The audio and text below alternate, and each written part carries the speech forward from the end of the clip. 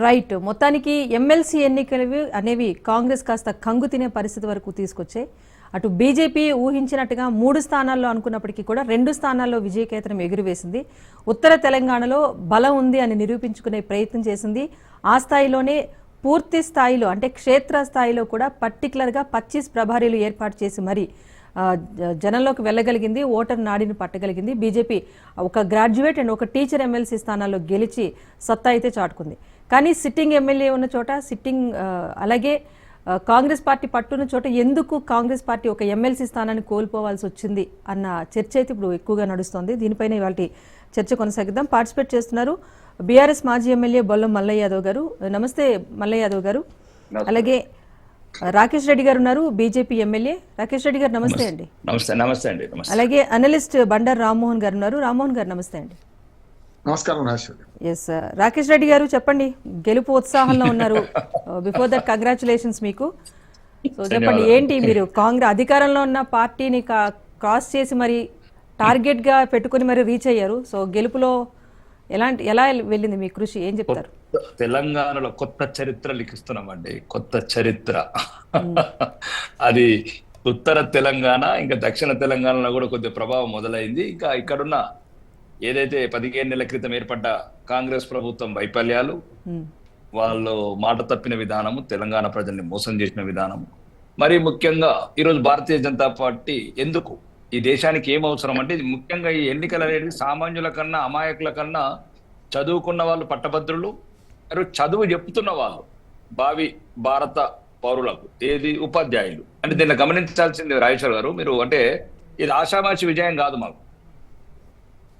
ఇది ఒక రకమైన నైతిక స్థైర్యం. అంటే ఈ నైతిక స్థైర్యం మామూలు కాదు మాకు బూస్టింగ్. ఇది ఏదైతే మన తెలంగాణ భారత, ఎందుకంటే సామాన్యులు అమాయకులు ప్రలోభాలు పెట్టి ఎన్నికలలో ఓట్లు వేసుకునే పద్ధతి ఒక రకమైన ఉంటుంది. ఓకే, మీరు అనొచ్చు, రకరకాల కామెంట్స్ చేస్తుండొచ్చు. కానీ ఇది ఏంటంటే అంటే పట్టభద్రులు, అంటే చదువుకున్న వాళ్ళు, సమాజం మీద అవగాహన వాళ్ళు ఈ రోజు భారతీయ జనతా పార్టీ ఈ దేశము అభివృద్ధి వైపు, లేకుంటే శాంతి భద్రత సమస్య లేకుండా భారతదేశాన్ని ఒక భద్రతగా ఉంచడము, ఎటువంటి ఉగ్రవాద తీవ్రవాద చర్యలు లేకుండా దేశాన్ని ఒక భద్రంగా దృఢంగా ఉంచడం అనేది చాలా అంటే ప్రపంచంలో గమనిస్తున్నారు ఈరోజు వీళ్ళందరూ చదువుకున్న వాళ్ళు. కాబట్టి ఇవన్నీ రకాలు బేరీ చేసుకొని, మరీ ముఖ్యంగా ఇప్పుడు ఏదైతే ఈ ప్రభుత్వం ఉందో 15 నెలల నుంచి ఎటువంటి అభివృద్ధి లేకుండా ఒక అహంకారపూరితము, అవినీతితో పాటు ఇంకా తెలంగాణలో మళ్ళీ 2 లక్షల కోట్ల అప్పు, ఇంతకుముందు చేసిన 7 లక్షలు కాకుండా ఇప్పుడు వచ్చిన ముఖ్యమంత్రి ఒక అవినీతి, అహంకారం, ఇవన్నిటికి సమాధానం చెప్పాలంటే తెలంగాణ ప్రజలు డబుల్ ఇంజన్ సర్కార్ వైపు అడుగులేయడానికి మాకు ఒక మంచి నైతిక స్థైర్యం ఇచ్చారు.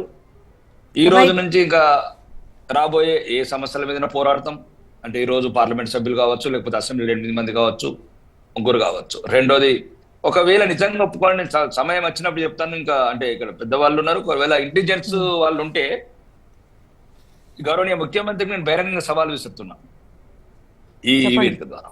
ఇంటెలిజెన్స్ మీ శివధర్ రెడ్డి అనేది ఎవరున్నారో ఒక్కసారి తెలుసుకోండి. రేవంత్ రెడ్డి ఎన్ని డబ్బులు పంచారు మీ అభ్యర్థి. మేము ₹1 లేకుండా నేను అద్దాను, వేరే అద్దు.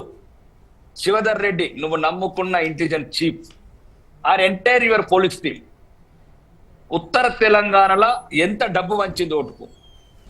ఇది తెలంగాణలో ఒక చరిత్రాత్మక విజయం అండి. డబ్బులు ఒకవైపు, దౌర్జన్యం ఒకవైపు, దేశం ఒకవైపు, ధర్మం ఒకవైపు అని నిలిచిన పార్టీ ఒకవైపు.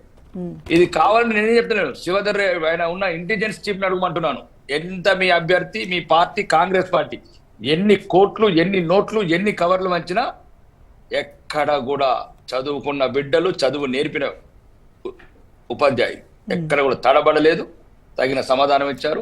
ఇది రాబోయే రోజుల్లో ఒక పెనుమార్పులకు. సో వచ్చే స్థానిక ఎన్నికలకు కానివ్వండి, మరో 3.5 ఏళ్ళ తర్వాత వచ్చే సార్వత్రిక ఎన్నికలకు కానీ ఇదే జోష్ ఉంటుందా బీజేపీలో? 3.5 సంవత్సరాలు అనుకుంటున్నాను. 3 నెలల తర్వాత కూడా రావచ్చు ఎన్నికలు. ఏం పెద్ద పని ఎట్లా ఎన్నిక అలా కాదండి. ఈ ఎన్నికలు అనేది ఏమిటండి, ఇప్పుడు ఈ రోజే నిన్న చదివాను, నాకు ఇంటెలిజెన్స్ వాళ్ళు ఫోన్ చేశారు, ఏదో ఒక పేపర్ కటింగ్ వచ్చింది. ఉత్తమ్ కుమార్ రెడ్డి కాబోయే ముఖ్యమంత్రి, ఏమంటారు ఎవరు ఈ మధ్యన వచ్చారు, మీనాక్షి నటరాజన్ గారు. ఈ రోజు టీవీలో చూస్తున్నాం కదా, అంటే రకరకాల ఆ మధ్య నుంచి కర్ర పట్టింది, మొత్తం దులుపుతున్నది ఎక్కడి నుంచి అక్కడ. అంటే అవినీతిమయం అయిపోయింది. 15 నెలలనే భారతదేశంలో ఎక్కడ లేని ఒక అంటే ఇంత తొందరగా ఒక విరక్తి వచ్చిన ప్రభుత్వం ఏదైనా ఉందంటే రేవంత్ రెడ్డి సర్కార్ కాబట్టి ఇమీడియట్ మార్చారు మూడో ఇప్పుడు ఇన్ఛార్జ్. అంటే నేను కావదు, నాకు తెలిసిన ఇంటెలిజెన్స్ వాళ్ళు నాకు పేపర్ కటింగ్స్ అన్ని పంపుతున్నారు. అంటే ఎన్నికలు అనేది ఎప్పుడు జరిగినా ఆ ఎన్నికలకు సమాయత్తమై ఉన్నాము. ఇంకా వీలైతే ఇదేదో సుప్రీంకోర్టు గైడ్ లైన్స్ ఒకవేళ రాజ్యాంగ విలువలకు తిలోదకాలు ఇవ్వకుంటే స్పీకర్ గారిది, గౌరవనీయ స్పీకర్ గారు అతని వ్యక్తిగత అభిప్రాయంలో ఒకసారి టీవీలో చెప్పారు. ఏమని, ఫిరాయింపులకు నేను వ్యతిరేకం అని చెప్పాడు. మళ్ళీ పాపం ఏం జరిగిందో మళ్ళీ అప్పటి నుంచి కొద్ది మాట సమర్థించారు. సుప్రీంకోర్టు గైడ్ లైన్స్ ప్రకారం ఒకవేళ ఉప ఎన్నికలు వస్తే రైట్ మాట్లాడదాం. బొల్లం